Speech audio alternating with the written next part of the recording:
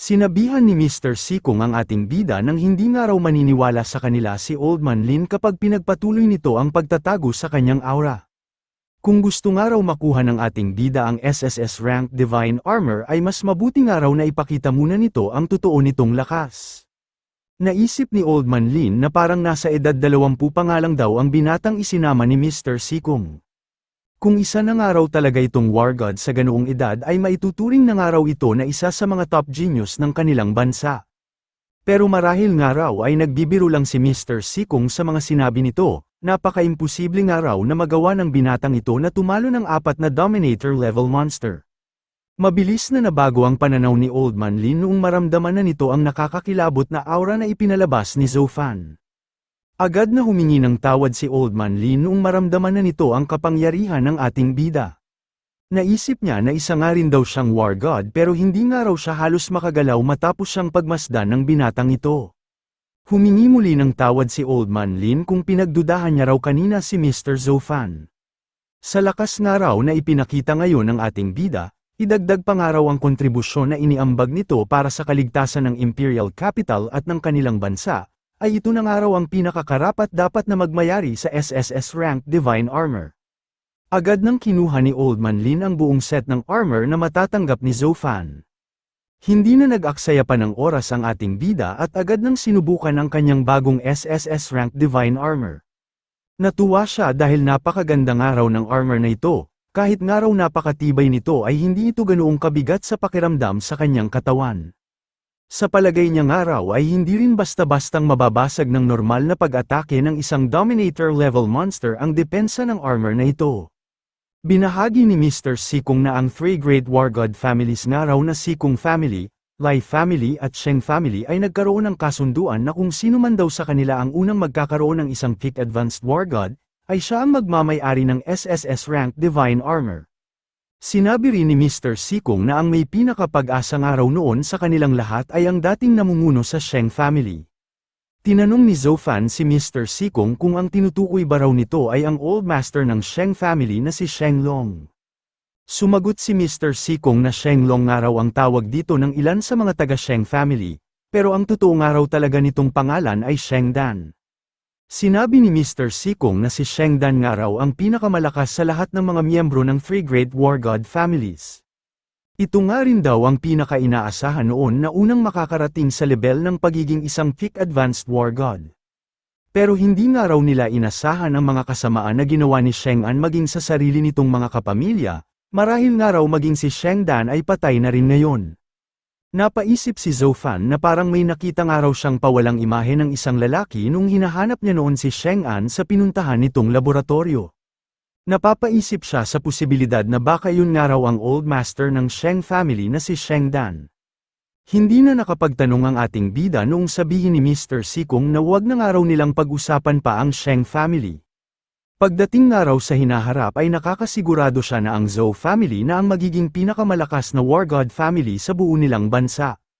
Sinabi rin ni Mr. Sikong na umaasa nga raw siya na sa hinaharap ay gagamitin ng ating bida ang natanggap nitong SSS Rank Divine Armor, para pamunuan ang buo nilang sandatahan na atakihin ang 4 main monster caves at nang maibalik na nila ang kapayapaan ng kanilang bansa.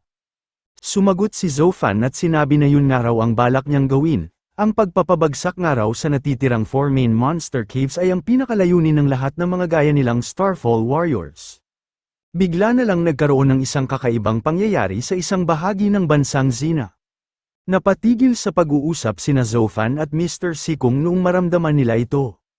Napatanong si Mr. Sikong kung ano nga raw kaya ang napakalakas na aura na kanilang nararamdaman, kahit nga raw nasa underground floor sila ay ramdam na ramdam pa rin nila ang lakas nito. Sinabi naman ng ating bida na kahit nga raw malayo sa Imperial Capital ang pinagmumulan ng aura na ito ay nakakaramdam siya dito ng lubos na pagkabahala. Nasaksihan din ng mga taga-Icefield Federation ang isang tila posting liwanag. Nakaramdam ng kaba si Lieutenant General Zhong dahil sobrang nakakakilabot nga raw ang aura na nagmumula sa liwanag na ito. Nabahala na rin ang ibang mga grupo na malapit sa nakikita nilang liwanag. Sinabi ng isang babae na mukhang may kinalaman nga raw sa mga halimaw ang pangyayaring ito. Ang babaeng ito ay si Laura, 28 taong gulang at ang tumatayo ngayong matriarch ng Desert Tribe. Isa rin itong Starfall Warrior at ang level ng lakas nito ay Peak Intermediate War God. Nagmumula ang Light Pillar na nakikita at nararamdaman ng napakaraming tao sa loob ng isang napakalaking Monster Cave. Sa Monster Cave na ito ay sama-samang nagtipon ang 5 makapangyarihang nilalang. Nainis ang Inferno Dominator habang sinasabi na bukod nga raw sa naging napakalakas na ngayon ng taong si Zoufan ay nagbabalik na rin daw ngayon ang Monster Emperor. Sinabi ng Inferno Dominator na kasalanan daw itong lahat ni Sheng Dan, ito nga raw ang responsable kung bakit nabigo ang kanilang mga plano. Kasalukuyan ngayong kasama ni Sheng Dan ng Sheng family ang 4 na Monster Cave Dominator. Sinabi ng Inferno Dominator na nangako nga raw sa kanila si Sheng Dan na buburahin nito ang lahat ng mga panganib sa lahi ng mga tao. Pero bukod nga raw sa hinayaan itong lumakas si Zoufan ay hindi rin naging matagumpay ang ginawa ng mga itong assassination sa Monster Emperor noong mahigit 10 taon na ang nakakalipas. Nagsalita na rin ang Giant Rock Dominator at sinabi na malaki pa naman daw ang inaasahan niya sa Eastern Sea Dominator, pero nagawa nga raw itong mapatay ni Zoufan na siyang mas lalong nagpabilis sa paglakas nito. Dinagdag pa ng Inferno Dominator na naubos na rin daw sa mga kamay ng ating bida ang lahat ng mga Monster Kings at Pseudo-Monster Dominator na sekretong pinalaki ng Sheng family. Napakalaki ng araw ngayong banta para sa kanila ang lakas na taglay ngayon ni Zoufan at ng bagong silang na Monster Emperor. Kasalanan nga raw itong lahat ni Sheng Dan kaya dapat nga raw sila nitong paliwanagan. Napatigil sa pagsesermon ang 2 Monster Cave Dominator noong may ipinakita sa kanila si Sheng Dan. Nagulat ang Inferno Dominator sa napakalakas na kapangyarihan na ipinakita nito. Humingi ng tawad si Sheng Dan sa 4 na Monster Cave Dominator nang dahil sa kapabayaan niya at pangmamaliit sa kakayahan ng kanyang apo. Marahil nga raw ay malaking banta na para sa kanila si Zoufan at ang bagong Monster Cave Dominator, pero hindi pa naman daw nabibigo ang pangunahing bahagi ng kanilang plano na inilatag nila nitong mga nagdaang taon. Sinabihan ng Inferno Dominator si Sheng Dan nang linawin daw nitong mabuti ang mga huling salita na nabanggit nito. Doon na ipinaliwanag ni Sheng Dan na ang core part nga raw ng kanilang plano ay nasa pagmamay-ari niya mismo. Ibinuka niya ang suot niyang damit upang ipakita sa mga ito ang pinagmumula ng kapangyarihan na inilabas niya kanina. Sinabi ng Giant Rock Dominator na ito nga raw ang puso ng dating Monster Emperor. Hindi siya makapaniwala na inilagay pala ni Sheng Dan sa sarili nitong katawan ang puso ng halimaw na dating naghahari sa buong monster race. Sinabi ni Sheng Dan na ang orihinal nga raw nilang plano ay ang makapagpalaki ng isang Monster Emperor level na hinding-hindi magtatraidor sa kanila. Binahagi niya rin na ilang taon na nga rin daw siyang nabigo sa mga ginawa niyang eksperimento. Hanggang sa nagtagumpay lang daw siya noong isakripisyo na niya ang buhay ng lahat ng kanyang mga kapamilya. Sinabi ni Sheng Dan na taglay niya nga raw ngayon ang kalahati ng kapangyarihan ng dating Monster Emperor. Kapag isinama nga raw ang kanyang lakas sa lakas ng 4 na Monster Cave Dominator ay wala na raw silang dapat nakatakutan kahit pa makaharap nila ang bagong Monster Emperor at ang apo niyang si Zoufan. Tahimik lang na pinapakinggan ng Grey Realms Dominator ang mga nagaganap na usapan. Nagsalita na rin ng Crystal Dominator at sinabi na dahil nga raw hawak ngayon ni Sheng Dan ang kapangyarihan ng dating Monster Emperor, ibig sabihin nga raw noon ay malaki na nga ang pag-asa nilang manalo. Doon na niya inaya ang lahat na magsanib puwersa na raw silang 5 para magsagawa ng isang malakihang paglusob laban sa mga tao. Tumugon ang Rock Giant Dominator at sinabi na wala raw sa kanyang problema. Sinabi rin ng Inferno Dominator na pumapayag nga raw siya sa iminumungkahi ng Crystal Dominator. Sinabi ni Sheng Dan na ito na nga raw ang oras para magsanib puwersa silang lahat, hanggat magkakasama nga raw silang 5 ay tiyak na ang magiging pagkamatay ni Zoufan at ng bagong Monster Emperor at malilipo na nga raw nila ang buong sangkatauhan. Naisip ni Sheng Dan na kahit nga raw ilang taon na ang nakakalipas at matagumpay na rin niyang naisalin sa kanyang katawan ang puso ng dating Monster Emperor, ay hindi pa rin daw niya malaman kung gaano talaga kalakas ang Crystal Dominator. Kaya nga raw pala ito noon ang pumapangalawa sa lakas ng dating Monster Emperor sa lahi ng lahat ng mga halimaw. Nagkaroon ng malakas na pagyanig sa loob ng pinakamalaking Monster Cave. Hanggang sa isa-isa nang nagsulputan ang napakaraming lumilipad na sasakyan. Nagtaka ang isang tribo kung ano na naman daw kaya ngayon ang nangyayari. Agad nilang inobserbahan ang direksyon kung saan nagmumula ang napakalaking light pillar. Nagtaka ang isang lalaki noong makaaninag ito ng mga bagay malapit sa nakikita nilang liwanag. Habang tumatagal ay parami rin ng parami ang mga nakikita nilang ito. Sinabihan ng lalaking ito ang isa niyang tauhan na ilapit pa raw nito ang kamera sa direksyon kung nasaan ang kakaibang liwanag. Hanggang sa doon na nila nakita ang isang napakalaking monster cave, mas lalo pa nilang ikinabahala ang mga lumilipad na sasakyan na ipinapakita sa kanilang kamera, mukhang mga halimaw nga raw ang sakay sa mga sasakyang ito. Sinabi ng lalaki na nakakabigla nga raw ang bilang ng mga nakikita nilang monster ships. Kapag inatake nga raw ng mga ito ang Xena ay tiyak na malaki ang tatamuhing pinsala ng buong bansa. Kailangan ng araw agad nila itong may report sa Imperial Capital sa lalong madaling panahon. Shout out sa lahat ng patuloy na sumusuporta sa ating channel na Otakong Pinoy Recap. Maraming salamat po. Agad na pinatawag ang lahat ng mga kinatawa ng mga organisasyon at mga war god families noong matanggap na nila ang isang masamang balita. Nagsalita si Mr. Sikong sa unahan para ipaliwanag sa lahat kung ano na ngayon ang kasalukuyang sitwasyon. Sinabi ni Mo Shanjuo na labis nga raw na nakakagulat ang bilang ng mga halimaw sa bagong tuklas na Monster Cave kumpara sa 4 na natitirang main Monster Caves. Idagdag pa nga raw ang monster ships na ngayon pa lang nilang lahat nakita.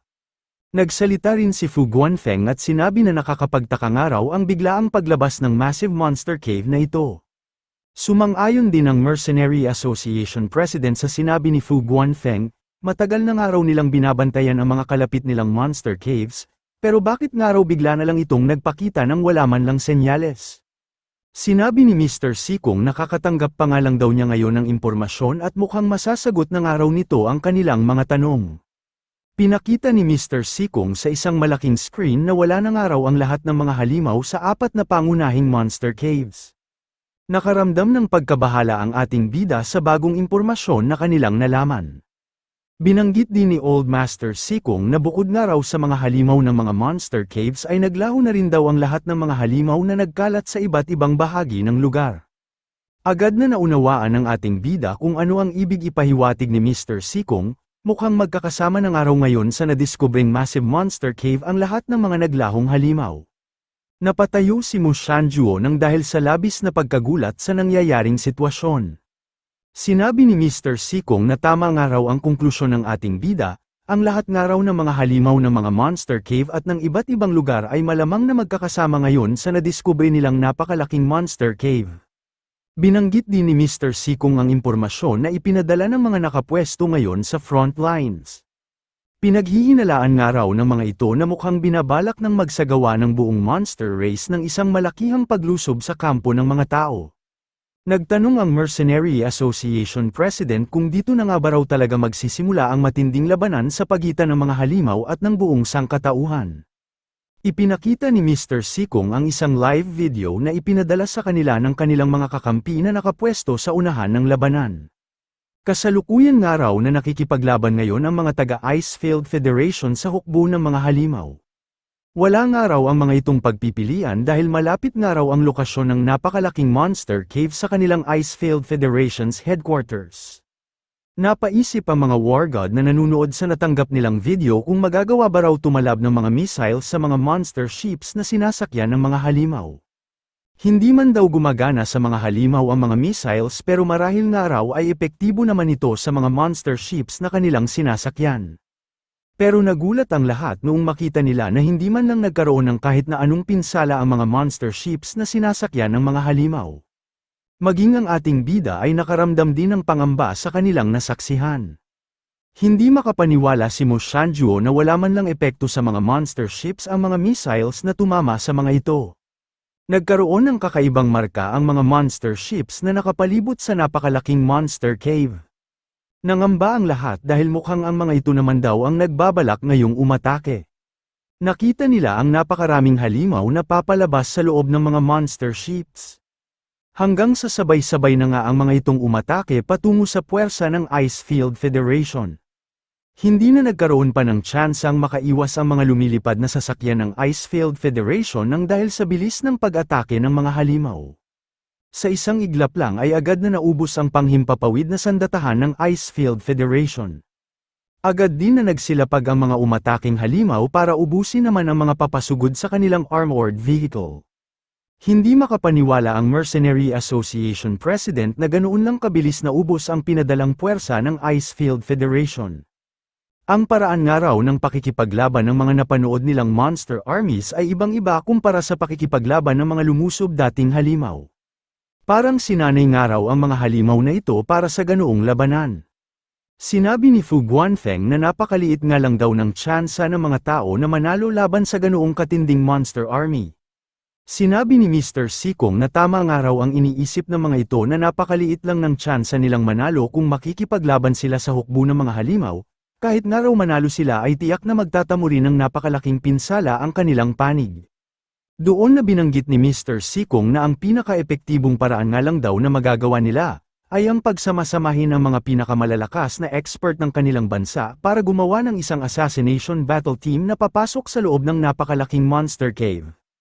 Ang battle team nga raw na ito ang siyang magsasagawa ng asasinasyon sa mga monster dominators na siyang namumuno sa mga halimaw. Agad namang tumugon ang apat, na nakahanda nga raw silang lumahok sa assassination battle team na mabubuo ng kanilang bansa. Gagawin nga raw nila ito dahil ito nga raw ang tungkulin ng mga gaya nilang War God level experts. Patuloy pa rin na nakikipaglaban ngayon ang Icefield Federation sa hukbo ng mga halimaw.